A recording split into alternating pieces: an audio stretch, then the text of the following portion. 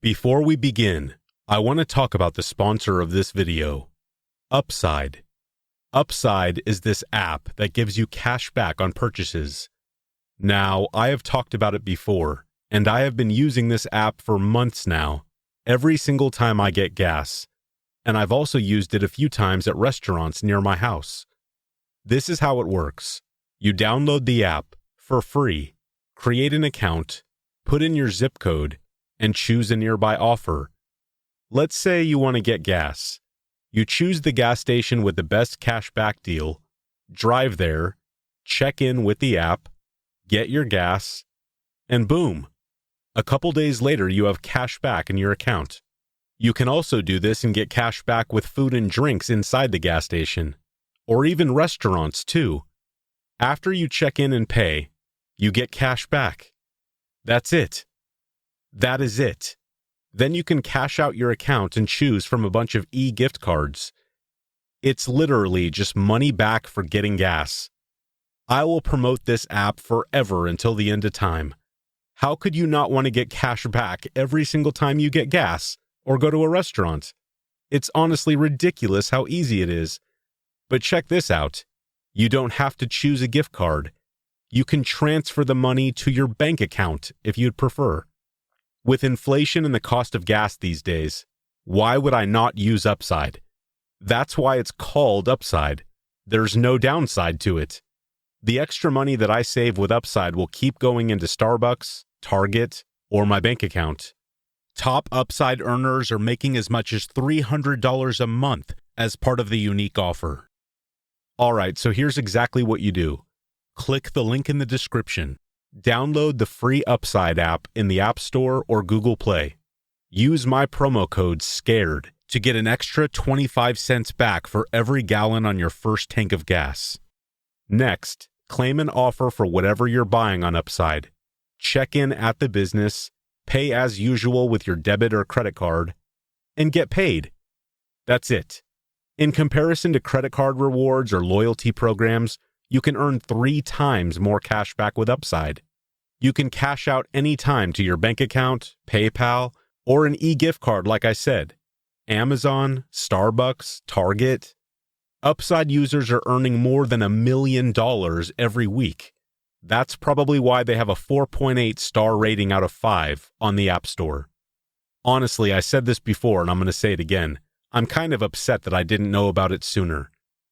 Upside. Just check in and get cash back. That's all there is to it.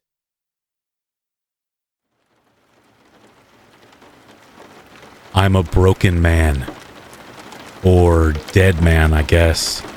If you want to call me a man. More like a monster in the eyes of most. All the pain I've inflicted to my victims, I now have to live with for eternity. Forever traveling the world as a corpse that will never die again. Forced to watch the world burn itself down. The only thing that brings me peace is when it rains. The sounds of the water. The water hitting the window drowns out the screams from outside. The screams from my mind. Please. The one who controls everything, please, just let it rain. Forever.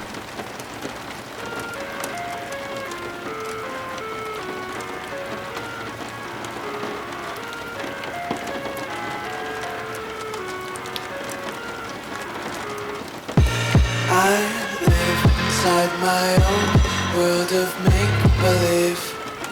Kids screaming in the cradles, profanity. Welcome. This video is designed with your experience in mind. I carefully choose the stories that I believe you will enjoy the most, while at the same time blending and mixing new rain sounds as often as I can. I understand that the sounds of the rain are just as important as the stories themselves, so I do my best to ensure that both blend together perfectly. If you appreciate this kind of thing and love the rain sounds, subscribe to my channel and join the Rainy Night Society. Last thing, Just as a reminder, as always, there will only be 3 ads in this video after the first 3 stories. This is my minimal ad promise. It's been this way for years, and this is the way it'll stay. I hope you enjoy the video, and thank you for choosing to be here when you have so many other choices. Now, let's begin.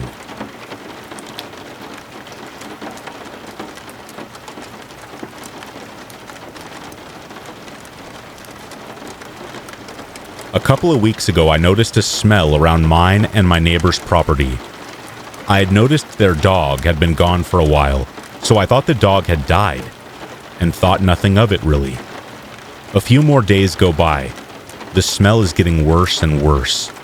On the day I found him, I was outside chopping up tree branches from the past few storms, while my wife and son were playing in the backyard. The smell at this point had gotten so strong, my whole backyard smelled. You could even smell it when you got in the car in our driveway. My 2-year-old son was even making faces of disgust.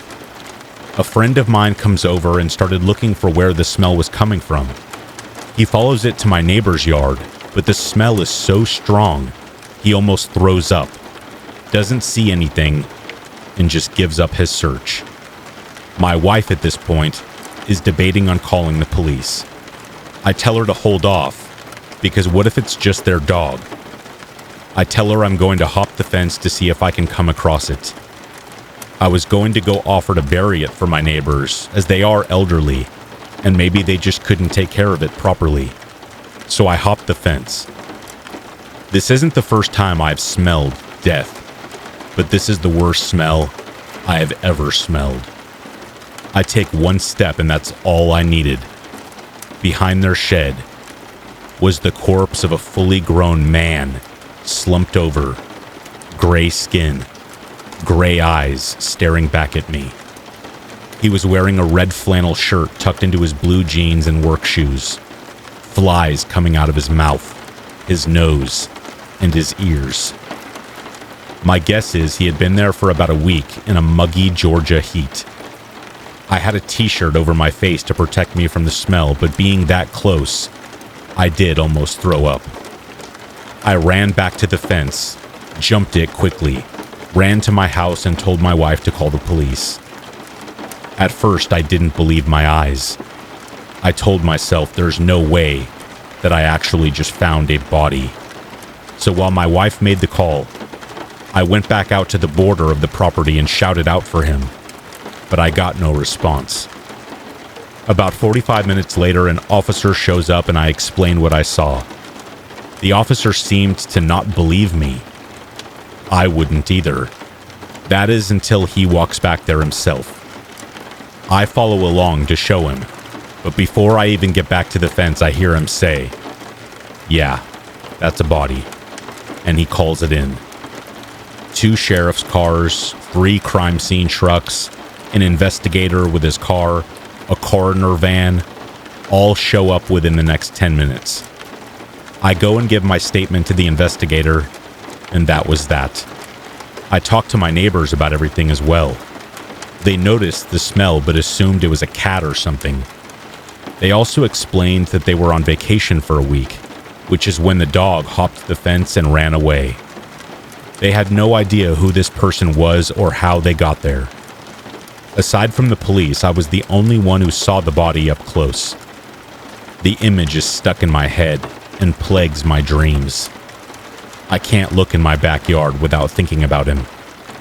It's been a couple weeks now, and we still smell him randomly sometimes. I work with bleach for a living, and even at work I smell him.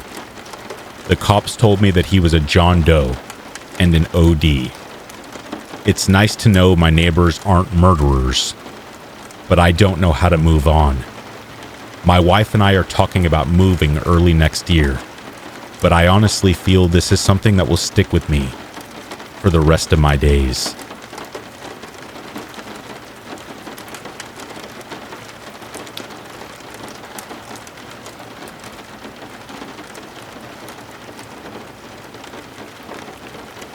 I'd like to preface this story by acknowledging that the truthfulness or reliability of asylum or escaped mental patient stories tends to be questionable.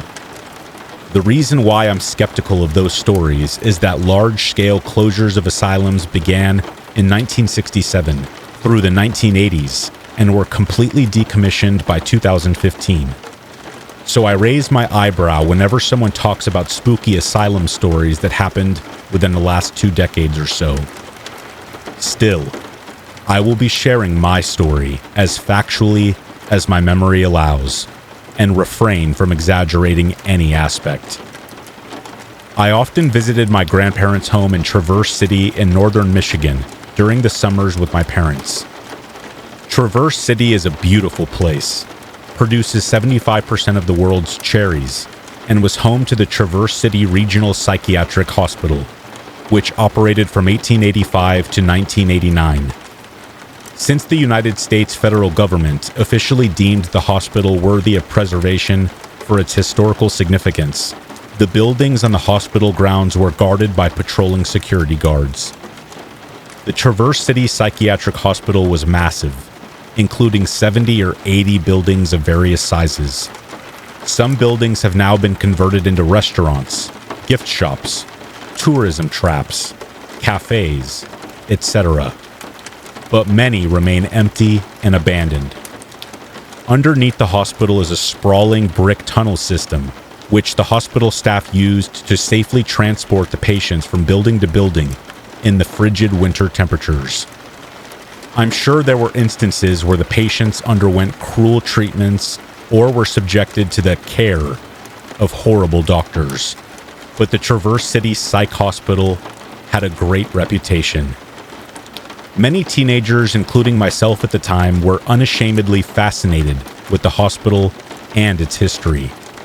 As a result, we would often break into abandoned buildings through unbarred windows or doors with pickable padlocks.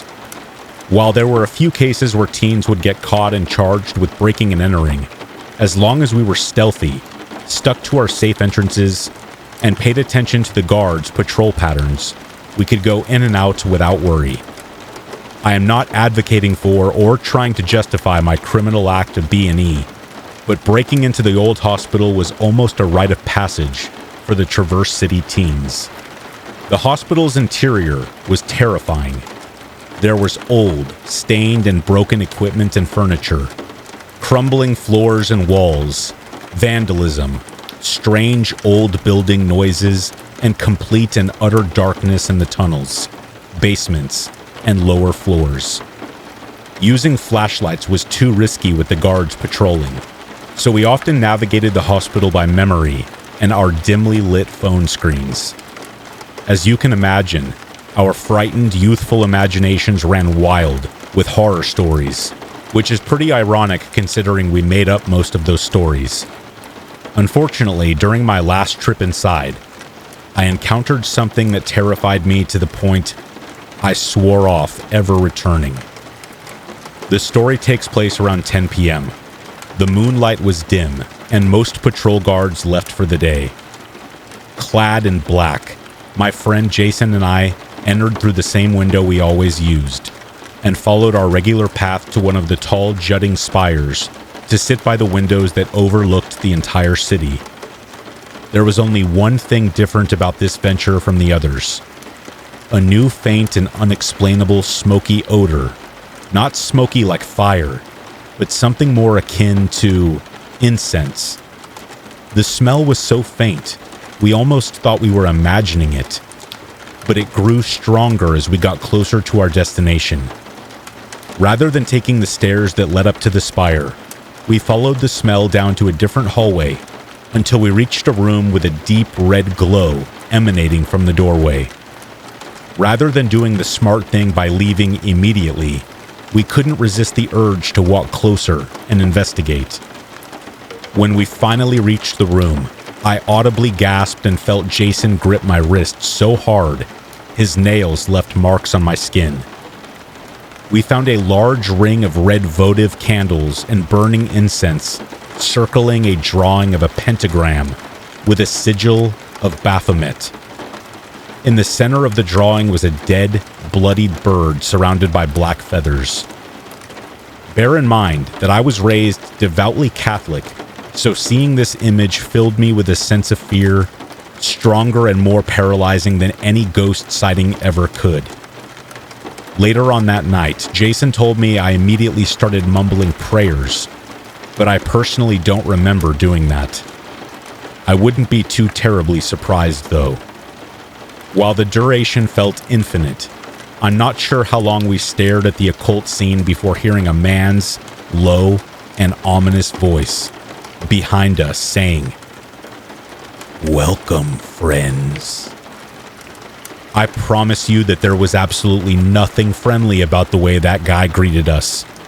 Jason and I screamed bloody murder, whipped around, and saw two nicely dressed but frazzled-looking adult men smiling at us. The man in front of me held something in his hand, and while I can't say for sure what it was, I remember thinking that it was a knife at the time, which wouldn't be too crazy of a guess, considering they recently sacrificed a bird, or what looked like a real bird. Jason and I sprinted past the two, and I felt someone's fingers grab the back of my shirt. Thankfully, the occultist's hand didn't have a solid hold on me because I ducked and managed to escape his grip. The men shouted for us to stop running, which we obviously didn't. We heard their footsteps chasing after us for a little while, but thankfully Jason and I had broken into the hospital so many times that running through the unlit rooms, hallways, and tunnels was no challenge. When we finally reached and vaulted through our escape window, the occultists were nowhere to be seen or heard.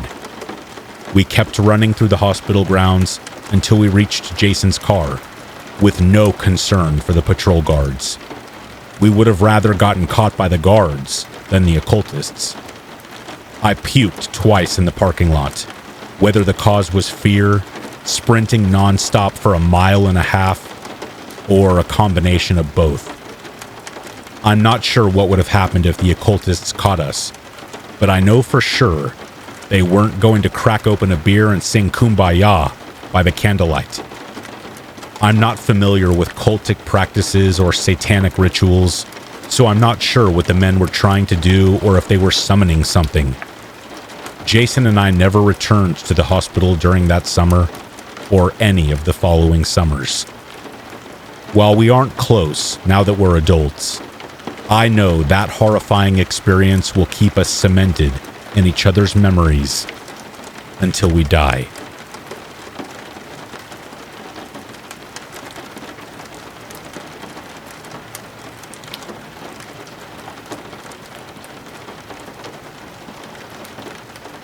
There is a small town not far from me that has a nice little downtown area with a few blocks of shops and restaurants. I love coming to this area on my own, since it has some different kinds of boutiques and restaurants where I would shop, grab some lunch or a drink by myself, and just enjoy my own company. The area does not seem sketchy to me, but I always hear my Italian grandma's voice in the back of my head saying, "You be careful walking alone." She brings this up almost every time I see her, and I don't dismiss it, but I am cautious when I go places, especially when I'm alone. Once I found out there was a little hole-in-the-wall hair salon on Main Street, I made it a point to go there as my go-to hair place. The salon was trendy with an antique vibe. It was a narrow, old-looking hallway with a section to the left of 4 to 5 hair stations, and then further down was the register counter near a back door to a parking lot area. My appointment was one of their last times available, and the girls that worked in the salon seemed very new and took their time with every process. I don't mind them being careful with what they were doing, but they seemed to always have to walk away for a period of time from the chair to go get something from the storage room, which was down some stairs, and that was a big meeting place to talk together. While I was sitting in the salon, I could hear a little commotion going on outside along the street, like there was someone making a case to ask for money from people walking by.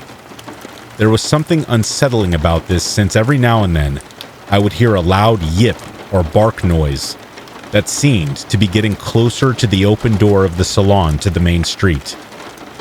I kept staring at the doorway and the window of the salon as I waited for my girl to come back. The people that walked by seemed to have such puzzled, horrified looks on their faces, and almost broke their necks to turn back around to stare at something behind them again, which was out of sight. I would hear the odd yip noise every now and then, but it seemed like it tapered off as the main street started to clear out. I brought it to the stylist's attention when they returned by asking what did they think was going on out there. They seemed to brush it off with an uneasy giggle. "Oh, it's fine, probably just Frito," with a giggle and a glance at her other coworkers. I usually would not feel anxious, but it was visibly getting darker out, and the main street was starting to clear out. I had to walk back to my car. A while later, I was feeling good, about ready to leave the salon.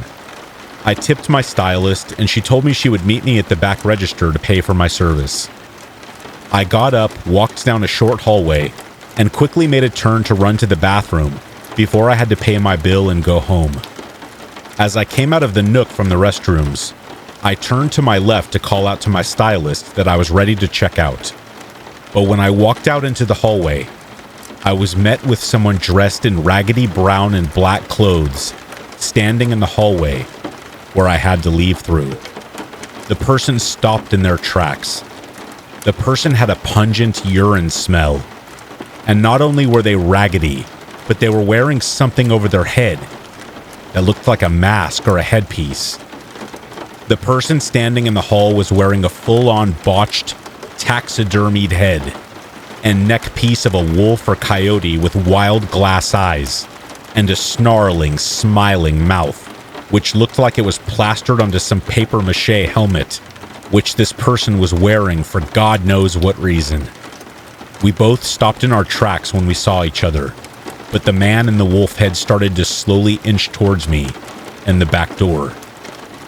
I have no idea what this man's intentions were, but my heart sank when I saw him walk closer to me and the door. My instincts kicked in, and I just ran for the back door. Ran through the parking lot as fast as I could until I found a restaurant that was open. I felt like I was in a dream or a video game. Everything was in slow motion. I thought any second that the man would jump out and grab me, but I just ran. Panic attacks are real. I felt like I could faint for about 15 to 20 minutes after reaching the restaurant. I requested an Uber back to my parked car, and I noticed the hair salon didn't even call me to ask where I was to pay my bill. I called and left a message saying I would mail them a check. Just an answering machine picked up. I try not to let this experience deter me from coming back to this little town on my own. My Italian grandma's voice is louder in my head, and it did take me a few months to come back. But I will never be around alone in this town again after the sun starts to go down.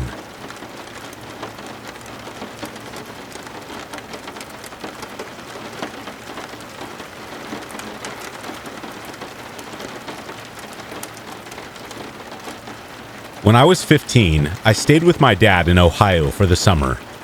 At the time, he was living in a finished basement apartment in the home of my much older sister, his daughter from a previous marriage. My sister, Mel, has a daughter close to my age named Caitlin, who was 14 at the time. A week or two into my stay, Caitlin and I were left home to watch her younger sisters, Danny and Janie, while Mel went into work her night shift at the bar. My dad normally went out to the bar himself for a few hours a night to catch the game and hang out with his friends, and this night was no different. We spent a few hours watching TV with the younger girls after dinner and finally sent them up to bed around 10 o'clock. Caitlin and I were enjoying having the living room to ourselves and listening to the Eminem CD that she had become pretty obsessed with over the last few weeks. Around 10:30, we were heating up something to eat when we heard a knock at the front door. For some context, my sister lived a few miles outside of a really small, rural town, a good 30 minutes from the city. Her house was located on the side of an old, low-traffic highway where the homes had large spaces and small patches of woods in between. Still close enough together that you could see your neighbors but probably wouldn't cross paths with them the way you might in a regular suburban neighborhood. The road was dark with no streetlights, so any light outside came exclusively from porch lights and nearby windows this time of night. Caitlin looked at me, clearly surprised to hear the door at all, let alone this late at night. They didn't really know anyone nearby, and everyone that lived there always used the back door that led into the driveway instead of the front that opened directly into the yard. The knock came again, a little harder and more insistent. What if it was the cops or something? I was the oldest, so I straightened up a little, saying, "I'll get it," in the most confident voice I could manage. Caitlin followed me to the door, trailing a little behind. I hesitated for a moment before turning the deadbolt, then cautiously turned the handle to open the big wooden door wide enough to peer through the gap and through the screen door on the other side. "Hey, I'm trying to get a hold of my friend to come pick me up, but my phone died. It's really hot out here. Could I maybe trouble you for some water or something?" asked the boy standing on my sister's porch. He was about 18 or 19 from the look of him. He had a tall but slender build and shaggy light blonde hair that hung into light blue eyes a little as he talked. He was wearing a black t-shirt and jeans and had clearly been sweating a bit from the July heat that still hung heavy long after the sun had gone down. I paused, glancing behind me at Caitlin. She nodded and headed back to the kitchen to grab a glass of water for the guy, while I stayed at the door. My anxiety about this guy was slowly fading, but enough held out that I decided to stay in my current position instead of opening the door anymore. "So, where are you coming from?" I asked, making small talk as I listened to the sounds of Caitlin running the tap in the next room. The boy jabbed a thumb behind him down the highway leading to a town as he explained. "That way. My friend is supposed to pick me up, but I decided to just start walking that direction until he comes along." I nodded, feeling Caitlin's presence come back behind me as she approached with a glass of water for the stranger. She flipped the latch on the screen door and held the water out, this time leaving the screen door unlatched as it slowly creaked closed behind her retreating hand. The boy took the glass and gulped the water down quickly, wiping his mouth off on his arm as he took the cup down from his mouth. I noticed his face was covered in acne scars. "Do you think I could use your phone?" he asked next, offering a sheepish smile. "Sure," Caitlin piped up before I could answer. "I'll go get it." "Can I just come in?" the boy asked. Something nagged at me as I watched him shuffle a few inches closer to the screen door and start to pull it back. Instinctively, I slid my right foot up next to the bottom edge of the front door, where I was still holding it partially closed. I leaned back to allow the door to obscure my face from the boys as I looked at Caitlin, shaking my head as I whispered, "I don't think we should let him in." She gave me an annoyed look, as though not understanding why I took issue with allowing a teenage boy inside. It was exciting and new, and I was clearly ruining the only interesting thing to happen to us so far. I raised my eyebrows in a silent plea, and she turned back to the door to address the boy. "We can't let you in, sorry," she said, genuinely meaning it. "Why not? Are your parents home or something?" the boy asked. He didn't sound like the thought made him nervous, and the itchy feeling that had begun to creep through my body grew more persistent. "Yeah, my dad is downstairs," I said, a little too quickly. I saw a spark hit his eyes as soon as the words left my mouth. He recognized the anxiety in my voice, and I watched the shift in his expression as he saw through my lie. "I'll be quick," he insisted. "I really need to get a hold of my friend to find out where he is. He should have been here by now." He went on, giving the highway a cursory glance as though he was looking out for his friend's car. I saw him linger on the empty driveway as his eyes came back around to us. "But what if he misses you while you're inside?" I asked, trying to keep my tone cheerful and conversational. I wedged my foot a little harder into the door as I spoke. Seriously, my dad will kill us if we let you in. A slow smile began to spread across his scarred face. The boy took a slow step forward, silently closing the gap between the screen door and the crack that I had left open. We were now only a few inches apart, the threshold of the door the only thing left between us. I slid my free arm behind the door, gripping the opposite side of the door frame to brace myself against it. I cursed myself for not sliding the chain lock across the door before opening it. If I did it now, it might upset him, I thought. He stared me down for a second, the smile never leaving his face. He turned to Caitlin, softening his tone as he said, "Please, I'll be super quick." The sound of a door opening behind Caitlin and I made us both jump. My dad came through the back door with a puff of his last bit of cigarette smoke, trailing in behind him. "What are you girls doing?" he asked gruffly. I snapped my head back to the boy at the door with wide eyes. "It's my dad," I whispered. "Hang on a second." I took advantage of his surprise to quickly shut the door in his face. "Dad, there's a guy at the door. He wants to come in and use the phone," I told him. "He's a teenager, Grandpa, like our age. I think I know him from school," Caitlin added. My dad's expression darkened as he walked to the door and opened it halfway to confront the boy. "What seems to be the problem?" my dad asked the stranger.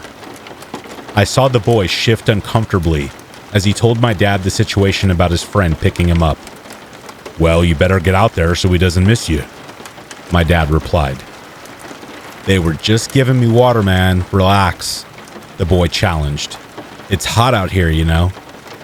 "I'm going to give you 5 seconds to get off my porch before I call the cops," my dad growled, a sudden anger apparent in his voice as he snatched the water glass back from the boy at the door.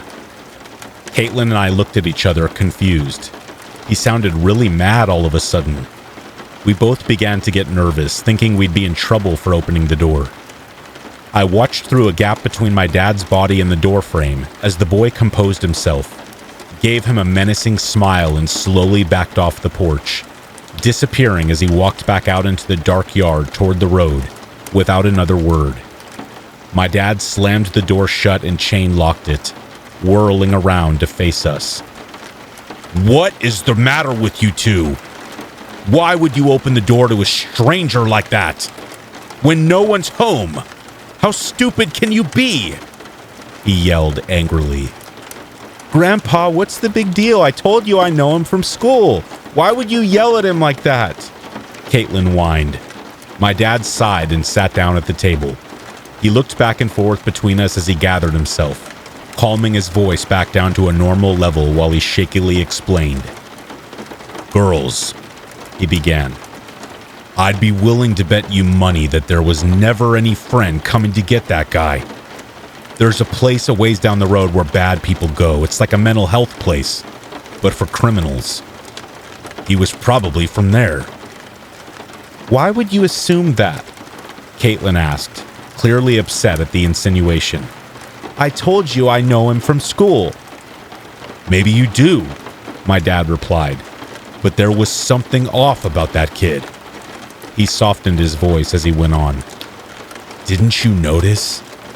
He wasn't wearing any shoes. He had hospital socks on."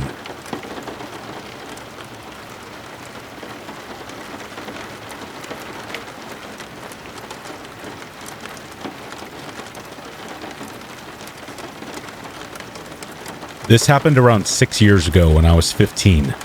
We were living in a small town in the mountains of Northern California where my mom grew up and where her family still lives today. My younger cousins, I'll call them Drew and Robbie for the sake of their privacy, were spending the day with us, and my mom decided to take us to see The Nut Job 2 in theaters. Drew and I, being several years older than Robbie, weren't totally crazy about seeing a kids' movie, but the buttered popcorn was enough to keep us happy. The movie ended around dinner time, and my mom offered to get fast food since we were already in town and my aunt was due to pick up my cousins an hour later. Robbie asked to go to Burger King, which wasn't my favorite. The food was alright, but I've always gotten an uncomfortable vibe from that place. The part of town where the restaurant was located was full of sketchy strip malls that bordered the freeway, and it wasn't unusual to find all kinds of colorful characters walking the streets late in the day. Also, that particular Burger King, the only one in our entire town, seemed to be a magnet for strange activity. I remember watching a drunken fistfight on the sidewalk in front of the restaurant one night when I was about 6. So after everyone else in the car reluctantly agreed to go to Burger King, off we went.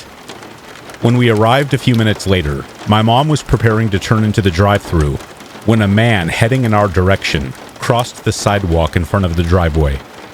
Looking back, there wasn't anything about this guy that seemed unusual or set off any alarm bells. He was average height, but a little on the heavy side. He had dark curly hair covered by a baseball cap and was wearing a tight-fitting white t-shirt and dark jeans or sweatpants. Naturally, my mom stopped the car and waited for him to cross the street. When he made it safely to the other side and my mom began to pull in, the man suddenly stopped dead in his tracks. As we made the sharp turn into the small parking lot, this guy turned his whole body around to face us and kept his eyes fixed on my side of the car.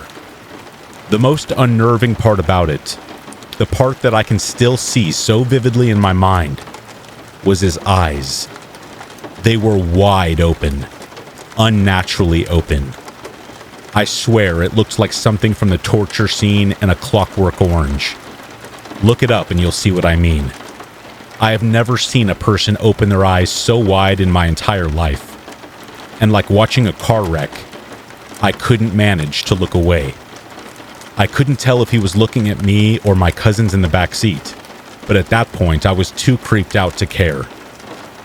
Luckily, I wasn't the only one who noticed. My mom didn't seem especially bothered and said something to the effect of, "Relax, dude, I'm not gonna run you over," as we passed by him. My cousin Drew, on the other hand, leaned over the back seat to catch another glimpse of the man. "Did you see his eyes?" he asked. Robbie, also curious, tried to turn around and stand up in his booster seat to see the man. Again, my mom seemed unbothered, but Drew and I were so put off by this guy that we couldn't let it go. The two of us turned around to look out the back window one more time and check if the man was still watching us. Sure enough, he was still standing in the same spot and staring at our car with his enormous eyes. I don't think he even blinked the whole time. At this point, my fight or flight mode was starting to kick in, and I wanted nothing more than to get out of there. But then the man did something that sent my heart rocketing up into my throat. He started walking toward us, very slowly, still staring dead at us. I really think he made a beeline for our car, because the sidewalk on that side of the restaurant curved around behind a small real estate building that was hidden behind cypress trees. And I remember seeing this guy very clearly coming straight for us. I jerked my mom's arm and started pointing frantically out the back window. "Mom, that guy's following us!" My mom turned around in disbelief, and I can only assume that seeing the man and Drew's worried expression finally made her realize what was going on. "All right, screw this," my mother said as she took the car out of park and followed the drive-thru around the backside of the building, where the pickup windows were. I felt myself begin to relax a bit, and I was incredibly thankful to be leaving the creepy man in the dust. Or so I thought. We turned the corner, and to my absolute horror, the old beat-up blue pickup truck was stopped at the window in front of us. The drive-thru lane wasn't wide enough for two cars to pass through, so we were forced to sit there and wait until the truck either moved or the man suddenly reappeared from behind the blind corner, less than 20 feet away.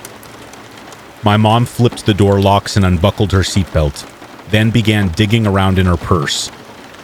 I knew what she was looking for. She and I had recently bought cans of pepper spray at my father's insistence, in case of an emergency. I began to dig around for mine, but as luck would have it, it wasn't there. My family and I were big hikers, and at a minimum, I knew we usually kept a pocket knife in the glove compartment. I pulled open the drawer, but it wasn't there. It finally dawned on me that the only thing that could stop this man from getting to us, if that was his intention, was a glass window. Now, this wasn't my proudest moment, but I kind of started having a freak out. Anyone who has ever felt truly scared or endangered knows the feeling of adrenaline rushing through their veins. Sometimes that fear gets the better of you, and you can't stop the emotions from spilling out. As I looked between the blue truck still parked in front of us and the back window of the car, I just remember saying softly, "I'm so scared." It wasn't panicked or tearful. It was just like my mouth said the first thing my brain was thinking. My mother whipped around and very angrily told me, "Lily, stop it. You're scaring Robbie." I'll admit that looking back, I was angry at her for saying that. I know she wanted me to keep a cool head, which is what you should do in situations like this, but it felt like she was telling me I wasn't allowed to feel scared. Besides, I wasn't the only one losing control of myself.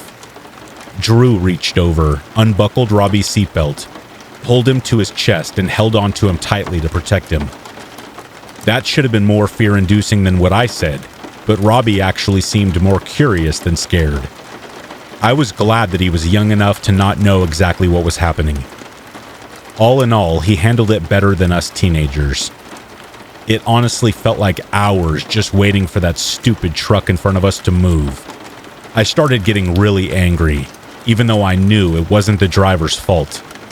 But it was a horrible time for the people inside the restaurant to be moving so slowly.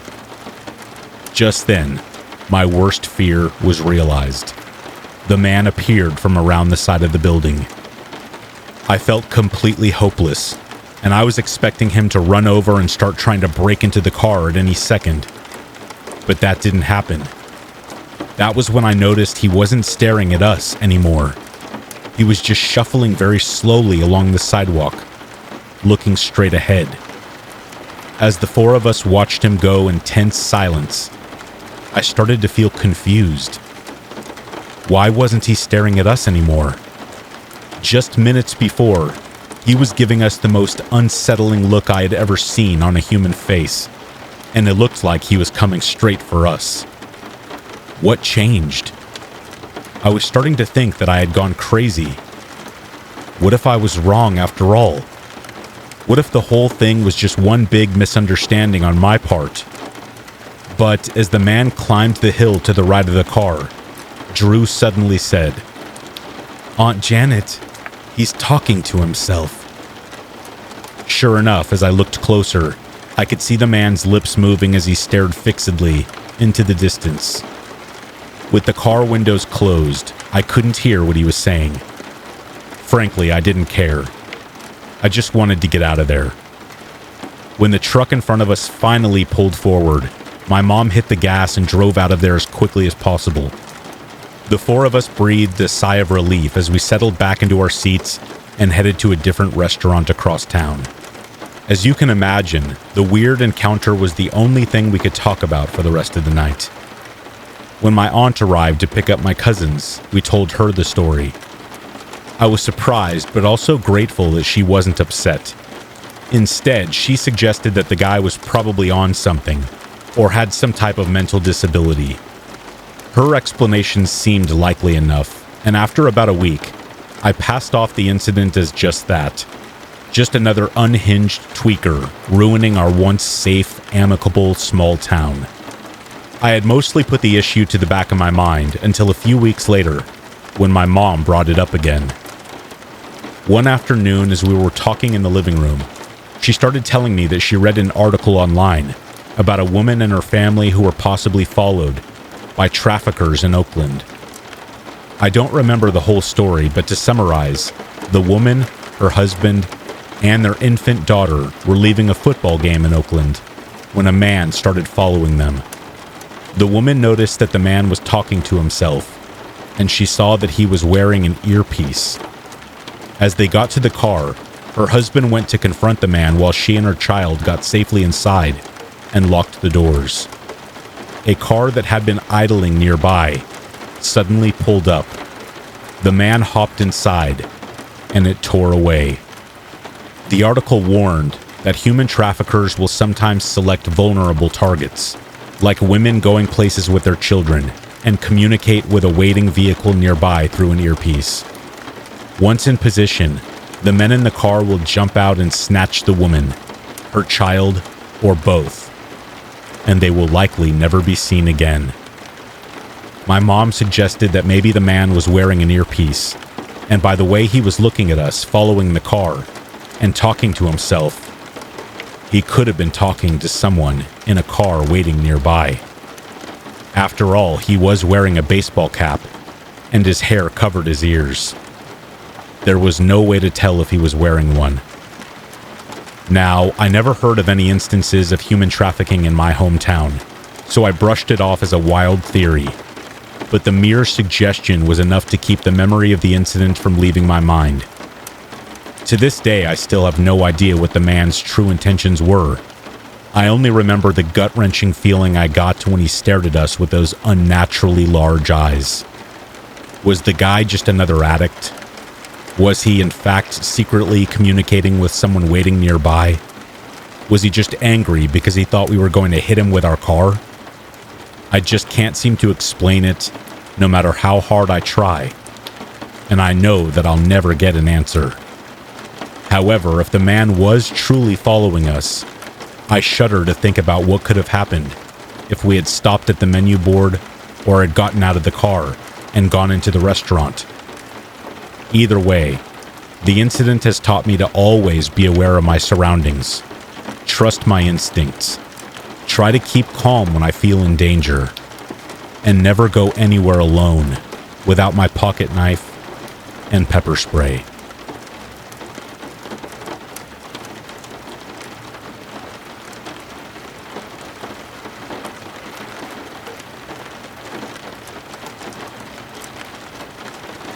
In America, every 40 seconds, a child goes missing or has been abducted. The FBI's National Crime Information Center, the NCIC, reports that around 400,000 children go missing each year. And on the International Center for Unidentified and Missing Persons DOE network, you can scroll through their missing people index. Millions of people have never been found, and millions more bodies remain unidentified. There is one missing girl that people are still searching for today. Her case is still unsolved, and but for a few strange coincidences, she is likely to have been forgotten, along with so many others. However, with this case, it seems that the young girl might have been trying to escape, and could even have been freed if her plea had been recognized for what they were. This is the story of Antoinette Cayedito and what happened to her. Antoinette Christine Cayedito was born Christmas Day in 1976 to Penny Cayedito and Anthony Montoya in Gallup, New Mexico. Antoinette's parents got divorced when she was still a child, and she, along with two sisters, Sinaida and Wendy, went to live with their mother, Penny. Antoinette was described by those who knew her as being very smart, studious, and that she acted older than her age. She was said to have a caring heart and wanted to help others who may need help, including caring for her two younger sisters. Antoinette was a charming child with brown hair and brown eyes and the nickname Squirrel. However, the settled family life she and her sisters enjoyed was suddenly shattered on the evening of April 5th, 1986. That night, a babysitter had been hired to look after her girls while their mom went with her friends to a bar. Antoinette's mother returned around midnight and sent the babysitter home. Penny then sent two of the girls to bed, but chose to stay up herself, chatting with her oldest daughter until 3 a.m. Then the Cayedito family went to bed for the night. At 7 a.m. the following morning, Penny went to wake the girls up to get ready to attend Bible school. But something was wrong. Antoinette was not in her bed. Penny searched the entire house and could not find Antoinette. Penny started to head outside to see if her daughter was out or at a neighbor's house. She noticed something strange, however. Penny noticed the front door was not locked, and the screen door was also unlocked. The door to the Cayedito home had a screen door that had to be opened if someone wanted to knock on the front door. Penny was a bit confused because she knew she locked both doors that night, but headed outside to search for her missing girl. The whole neighborhood then joined the search for Antoinette, but she was just gone. This was when Penny called the police to report her missing daughter. Unfortunately, the police said that she hadn't been missing long enough to warrant a police report, and Penny needed to wait long enough to confirm that she was truly missing. Zenaida mentioned that someone knocked on their door, and Antoinette had gone to see who it was. That was the last she knew of Antoinette's whereabouts. The police considered the case an abduction and called the FBI to help them search. Antoinette's mom was given 2 polygraph tests and is reported to have failed the second test taken by the FBI. Statistically, children are often abducted by someone they know and trust. Yet, after questioning the whole family, none knew any information that would help find Antoinette.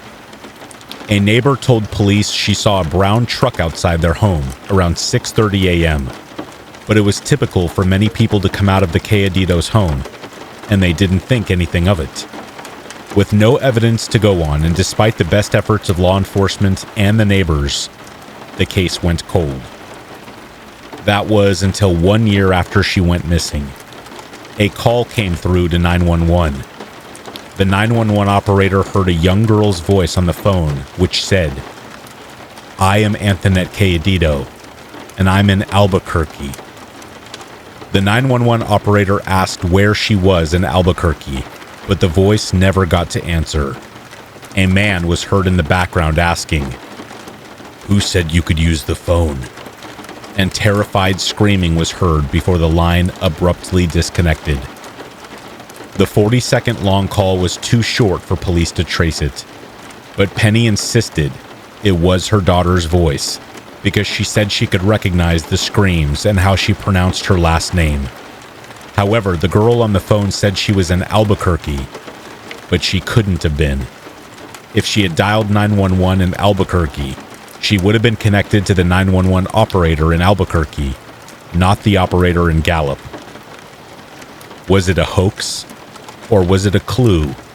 Did Antoinette believe she was in Albuquerque when in reality, she had been nearby this whole time? Again, the case went cold until 1991, 6 years after Antoinette had gone missing. Then, in Carson City, Nevada, an unkempt couple and a teenage girl stopped to eat at a restaurant. The waitress said that the girl kept pushing her fork off the table when the waitress was near, and would squeeze the waitress's hand every time she put the fork back. The waitress found a napkin under the girl's plate with "Help me" and "Call police" written on it. But by the time the napkin was found, the girl was gone. When the waitress was questioned, she noted that the girl resembled Antoinette. Could this be the second time Antoinette had tried to escape her captors? Terrifyingly, they would have held her against her will for years by this point, and after this last contact, she was never heard from again. However, the clues were mounting. 5 years after Antoinette went missing, her sister Wendy said she knew something about the night her sister was taken. Wendy, now 10 years old, told police there was a knock on the door, and Antoinette, followed by Wendy, went to the door to see who was there. Wendy said that Antoinette asked, "Who's there?" and that she heard someone outside say, "Uncle Joe." She saw Antoinette open the door only to be snatched by 2 men. She told police that Antoinette was carried into a brown van with the girl kicking and screaming. It had been a brown van that the neighbor had seen outside the house on the night of the kidnapping. When asked why she went back to bed after that and did not tell the police at the beginning, Wendy told the officers that she was scared and that she would get in trouble if she said anything. Wendy thought that the police or her mom would not believe her because she was a little kid. The girls did have an uncle named Joe who was questioned, but he had an alibi and a witness who was with him the whole night. It was certain that he did not take Anthonette. Anthonette wouldn't have opened the door or answered unless it was someone she knew or thought she knew. The abductors may have known enough about the family to know that there was a real Uncle Joe. Aside from the two strange attempts to make contact, there was nothing to go on. In the years since Anthonette's disappearance, however, there have been many theories as to what happened to her. One such theory is that a member of her own family abducted Anthonette. Her mother and sister said that she would never open the door unless it was someone she trusted. All family members were questioned, but were ruled out by the police and the FBI. It is also possible that Penny knew more about that night than she said. The failed polygraph is always mentioned. The police and people familiar with the case strongly believe that Penny knew what happened to her daughter. Penny Cayedito died in 1999, however, and whatever she knew was taken with her to the grave. Perhaps Wendy lied when she was 10 years old. Many web sleuths believe that if Wendy saw her sister get kidnapped, she would not have gone back to bed. A 5-year-old child would have said something, not hide it. If Anthonette were carried from the house screaming and fighting, her sisters, or at least her mother, would have woken up. The police based their investigation on what Wendy said after she came forward. It is also possible that a stranger abducted Anthonette, plucking her out of the night. Joe is a common name, and when a child asks who is there, saying uncle would make her open the door. People believe the kidnappers made up a name on the spot, not knowing the girls had an Uncle Joe. The chance that a kidnapper would use a name that Anthonette recognized is unlikely. Finally, there is the theory that Anthonette was taken because someone in the Cayedito family was in the drug trade. It was believed that she was either killed as a threat to the family, or she was sold to someone who bought the girl for trafficking. However, there is no proof that anyone in the Cayedito family was involved in the drug trade. Anthonette's story is known by millions thanks to her story being featured in an episode of the show Unsolved Mysteries in 1992. The FBI has, however, closed her case because she was likely dead. The Gallup Police Department has left the case open and active, but investigators must be left to rue what could have happened if those two strange attempts to contact authorities had been acted upon.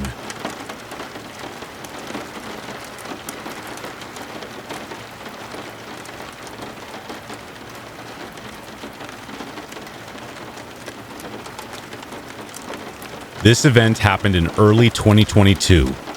My boyfriend and I had gone out of town for a weekend to attend a Comic-Con about 5 hours away. I was very excited as I was planning on attending my first meet and greet, as well as just being out of town and just exploring a city that we've never been to before. The excitement, however, would soon turn sour. After the 5-hour drive and a bit of exploring, we were dead tired. We thought it best to go and check into our hotel. We had a lot of things to carry in, as we didn't want to leave our purchases in the car to tempt a thief. So we had to take 2 trips from the car to our room. Once we got checked in and was given the room number and key, we started on the journey to find our room. We ended up being assigned to a room at the other side of the building. Walking down the hall to drop the first load of things off in our room, we passed a room very close to ours that smelled horrible. We had looked at each other with disgusted looks on our faces. It nearly smelled like something had died. But we thought nothing more of it until we went into our room, dropped our things off, and came back out to go back outside. Again, this room was fairly close to ours, only about 4 doors down, so we didn't have to go very far before we started to hear screaming. The voice sounded young, like a kid. At first, we thought it was just maybe an unruly kid throwing a fit, but then we began to understand the words being shrieked. "Get away from me." Okay, this amped up the worry scale quite a bit. It could still be a kid throwing a fit, right? Then, the blood-curdling scream. The terrible, awful scream that still sends chills through my body to this day. The scream that stopped both of us in our tracks right outside of their door. We looked at each other, terror gripping us. After hearing so many horror stories about trafficking, I automatically thought the worst. At that moment, we didn't quite know what to do. Knock on the door and risk getting hurt, call the police, or just alert the front desk. My boyfriend automatically cut down the first idea. There was no way he would put me in danger like that, or let me put myself in that scenario. We had also left our phones in our room. Stupid move, I know, but we were just going to the car and coming right back. So we were stuck with the third option, alerting the front desk.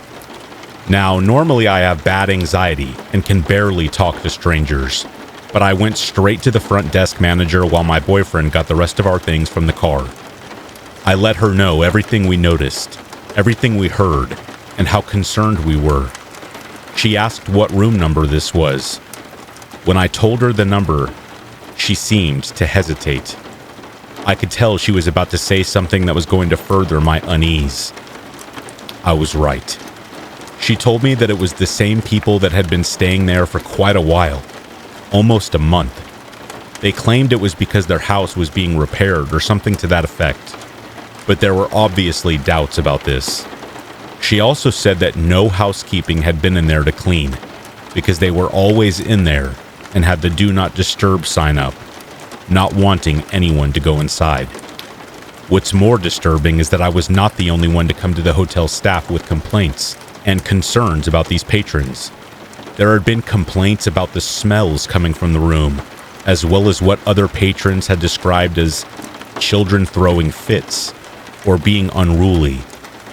Now she was having second thoughts on these reports. At this point, my boyfriend had re-entered the lobby with the rest of our things and was eager to get back to our room. I went with him, but not before asking the manager what we should do. She could not give me an answer, but promised that she would do a welfare check on the room. I was in no way comforted by this, and when we got back to our respective room, I began to cry with overwhelming dread. That child could just be throwing a tantrum, of course. But what if it was much worse than that? What if the child was actually being hurt, and I wasn't doing anything to help them? My boyfriend saw that this was bothering me and suggested that we go ahead and call the police if it would make me feel better. I was torn. I wanted to, but I didn't know if I had the right to do that, as I was not on my own property. Leave it to me, the resident overthinker, to think of hotel policies at a time like that. As I was debating with myself, we suddenly heard sirens coming down the road, and they seemed to stop right in front of the hotel. We waited for a time, thinking that they had just passed the hotel, before my boyfriend went to the lobby to ask about calling the police. While he was gone, I rang my mom and told her what was going on. I didn't want to be alone, and I knew that she would calm me down. After a few minutes of talking with her, my boyfriend came back to the room, an astonished look on his face. I put the phone down, but kept the call going so my mom could hear what was going on. He explained that as soon as he asked the front desk manager about calling the police, she informed him that the cops had indeed stopped at the hotel concerning the very same room. I reckoned that my concern led her to call the police herself.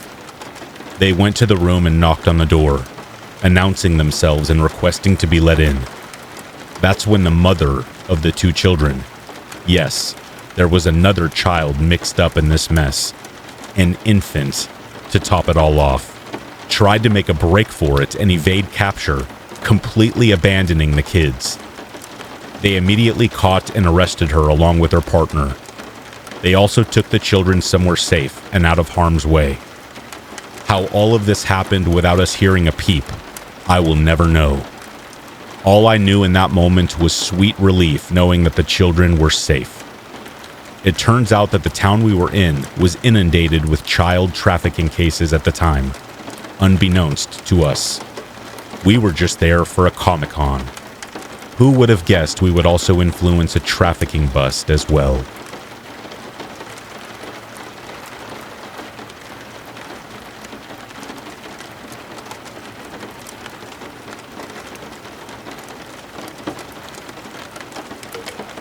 I began cleaning houses after I had my first son. He was a year old, and I decided I would like to have a job where I could not only get some good exercise, but bring in a little extra cash to help my husband out. My first job I got was for a family not too far from my house. They had 2 younger daughters, aged 4 and 7, and they kept a pretty clean home. Really nice family, very good at communicating. They were always quick to let me know when and if they needed me to cancel or not. I never had an issue with not knowing what I was going into whenever I showed up.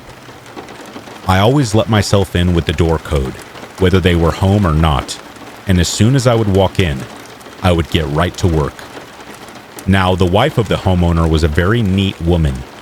She really just hired me because she needed a little extra help due to a demanding job.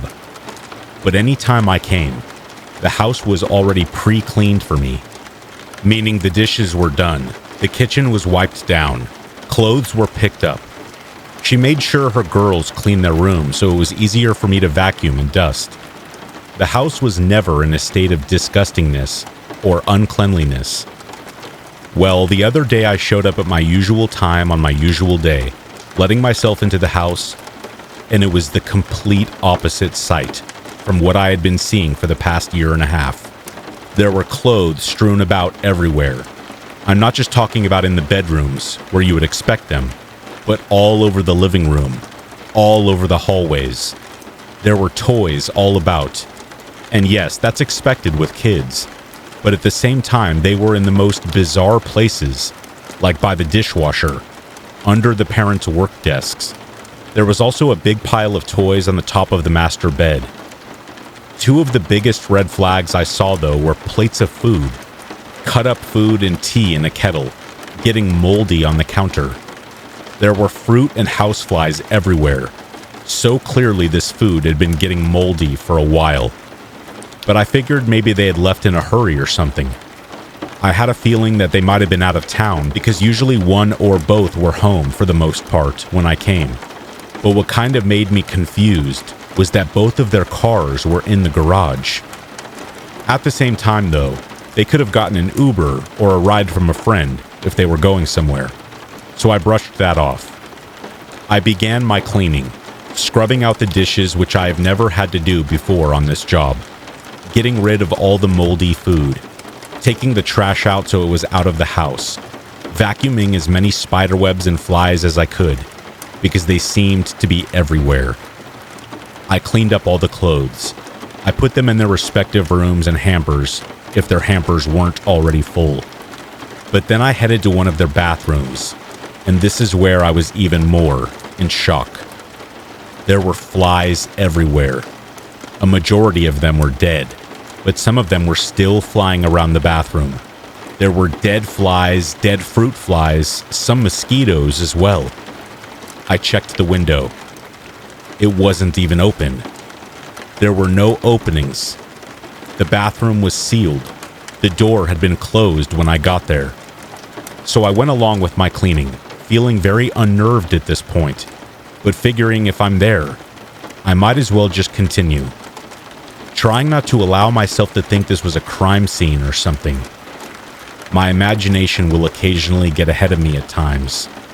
I proceeded to vacuum up all the fly carcasses. I cleaned off all the counters, the bathtub, the toilet, the surrounding area, and tried to vacuum up as much as I could. Usually at the end of all my cleanings, I would text the homeowner and let them know that I was done, and he would follow that up with a thank you and would send my payment through Venmo. But when I was finished, I felt really uncomfortable, so I called him to ask if they were maybe out of town, or if, something happened, God forbid, and if there was anything I could do to help, because clearly the state of their house was not typical. But nobody answered the phone. I called his wife, but she didn't answer either. So I just sent him a text message saying, "I'm all done. See you in another 2 weeks." I haven't gotten paid or gotten a reply in 3 days, which is not like them at all. So I'm at this point now where I don't know what to do. Should I report this to the police? Should I ask them to give a welfare check or something? Because I'm so confused. I really hope nothing bad happened to them.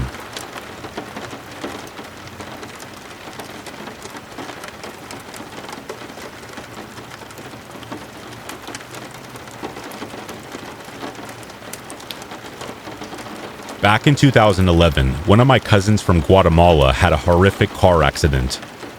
Doctors told her parents to prepare for a funeral. But be it a miracle or my cousin's fighting spirit, she lived. Elated, I booked a flight to visit her. My uncle lives in this private community. He purchased 2 pieces of land and built houses. During that time, the housing development in that area wasn't prominent, so neighbors were spread out. About 65 yards behind his main house, there's a forested area that is untouched. One evening, my family and I were jumping from topic to topic, having a great time now that my cousin was back home. I'm not sure who brought it up, but we started discussing about the paranormal. During that time, I was always skeptical about ghosts, spirits, etc. Meanwhile, my family was the opposite. They started to talk about their experiences throughout the years. More recently, they believed they were seeing my grandpa, who had passed away. They would see shadows peeking around corners. One day, my uncle looked towards the staircase and saw a shadow outlining what looked to be a man with a hat. My grandfather always wore his hats, even if he was at home. One of the nights I slept in my cousin's room, I heard what sounded like a dog walking around the room. I brought it up in the morning, and apparently that's something that has happened to my cousin as well. My uncle's other house was also pretty active with unexplained things. For example, his back door was banging so aggressively, it broke the glass. Mind you, he has walls that are about 12 feet tall with barbed wire. There was no one there. Continuing from our conversations that same evening, my uncle took me for a stroll around the neighborhood. He would point at different houses and tell me what that particular neighbor's paranormal experiences were. Apparently, the land they lived on was active with the paranormal. The sun had already set, and the only light source we had were from sporadic light posts, which was sufficient enough to see.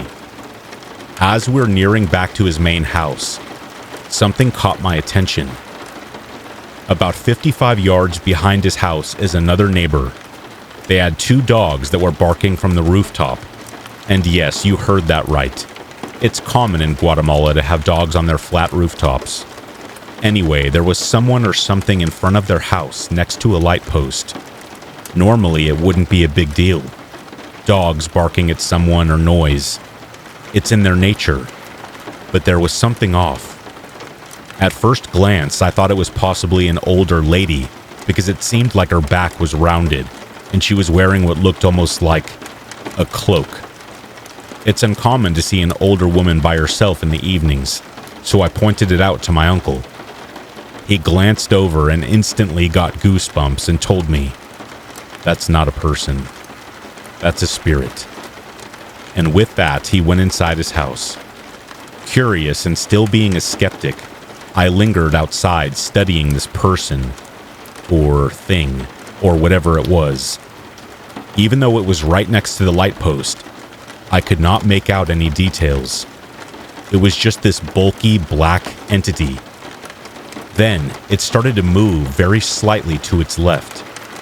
It wasn't one swift motion, almost like gliding. Then it started to turn almost translucent. I rubbed my eyes thinking maybe I stared for too long and was causing irritation. I focused my gaze back at this thing, and it was still translucent. It started moving again in that slow, gliding rhythm. Suddenly, this thing turned back into a solid black shape and took quick, long, abnormal strides towards the forest. With that, I immediately went inside the house and told my family what I had seen.